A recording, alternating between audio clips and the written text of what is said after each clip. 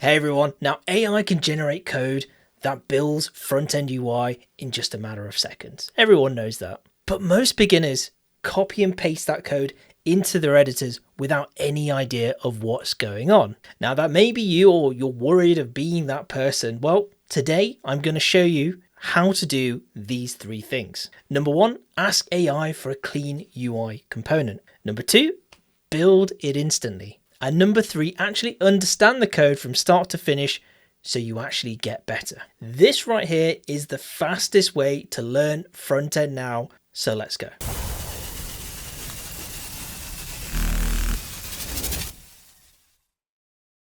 So I'm going to open up ChatGPT here. You can go on it yourself. It's chatgpt.com. I believe it's still free. So if you want to go try it out, do so. And all you do is in the prompt section here, type in something like create a simple modern card component using HTML and Tailwind CSS. Then you'll also add, make it include the following, an image, and we can say use placeholder link for now. So it will use a placeholder website, and I'll show you what I mean later. A title, a short description, and finally a button. And finally, keep the code clean and well structured. So that's the prompt. That's what we're going to put forward. Oh, it wants us to double barrel it or hyphen it. And let's press enter and let's see what it builds. It's thinking. And there we go. And now it's building our card component. So it's clearly creating it very semantically. It's using the article component. But yeah, I'll let it build and then we'll go over it. All right. Now, because we're using Tailwind CSS, I would suggest we go into play.tailwind CSS. So by default, when you go to play.tailwind CSS, this is what you see. I've made it a little bigger so it's easy to see. I'll go back to this card component, click copy code, come all the way back here, select all of this and delete it. Okay, so there's our card component. Now you can see here, it's not quite got the image, so we'll put our own in.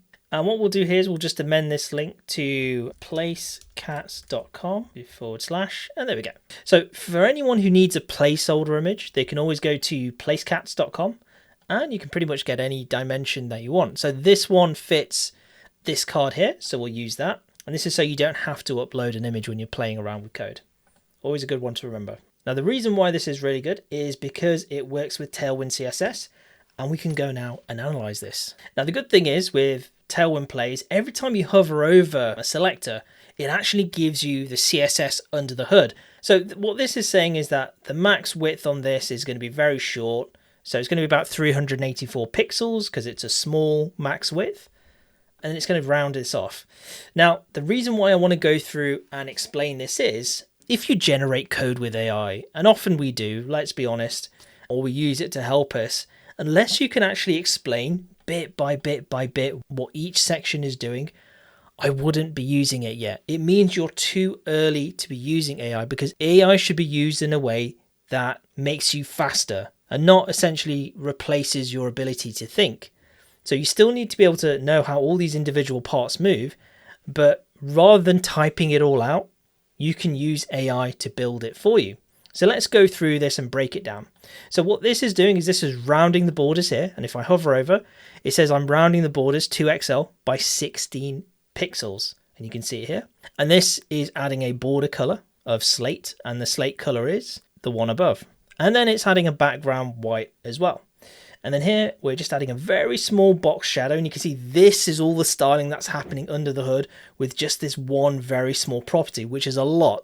Having play.tailwindcss.com is really helpful to understand Tailwind CSS and your code better. And obviously we're adding some overflow hidden because we've got these rounded borders. We don't want it to spill over.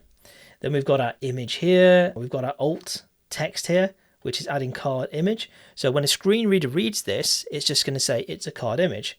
And we can say of a cat playing with a toy mouse or a fluffy green toy mouse, which I think is accurate. And then we want to add a class, height of 48, width full, object, cover. So what this is doing is this is making sure that the background image itself fits the space, it covers the space. So height 48, what does that translate to? Well, 192 pixels, which is essentially 12 rem. And 1 rem is 16 pixels. So this is very good to get used to the numbers, to understand really what is going on under the hood. P5, padding, that's what P stands for. So it'd be padding 5. But what is padding 5? Well, it's 20 pixels.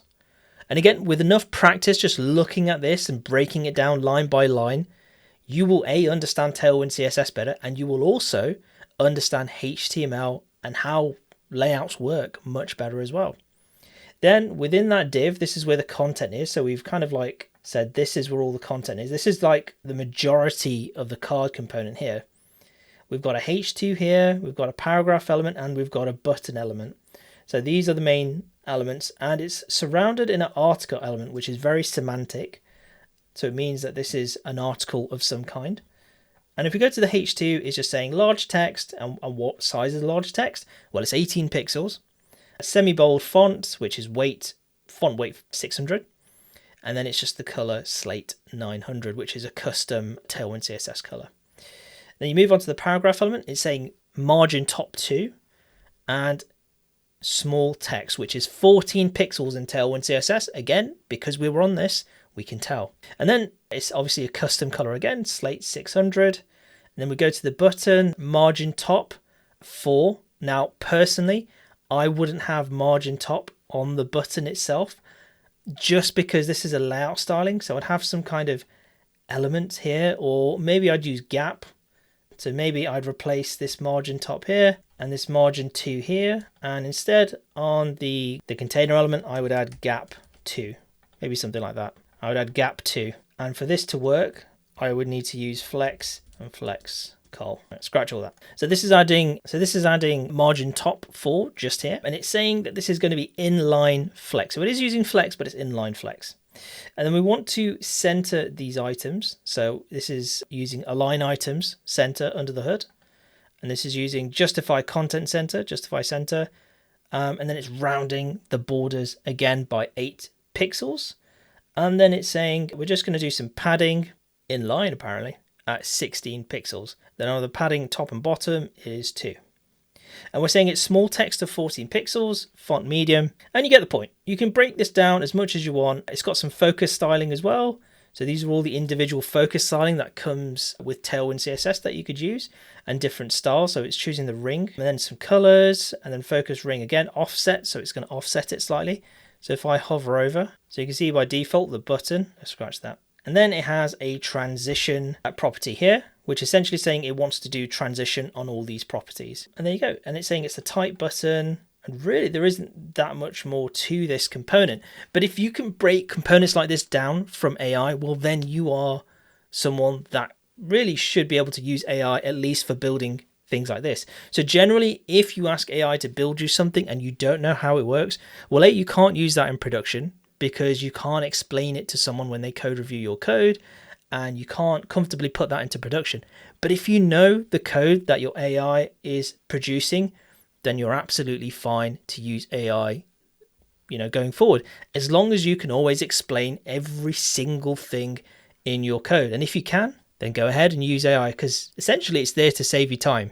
But if you don't, if you use it too early, well, essentially it can hinder your chances of becoming a front-end developer, because if you don't know how any of this works later on as a senior engineer, you won't get hired or you might get fired, potentially. Things are evolving fast, and this is one thing that is certainly going to help you survive the changes that are coming in the future with how AI works and how it's going to fit into new software engineering teams, especially front-end teams. So that is how you use AI the right way. Don't just paste code in and move on. Ask AI to explain it, break it into pieces, and rebuild it yourself. That's how you actually get better at front-end development. Now, if you want me to keep doing these quick AI-assisted builds, hit like and subscribe below, and tell me in the comments below what component you want next. Navbars, cards, dashboards, you name it. And by the way, with this technique, I would only keep it to small components for now, not full pages, and this is the best way you're going to learn. So I hope that was useful. Otherwise, I'll see you in the next one.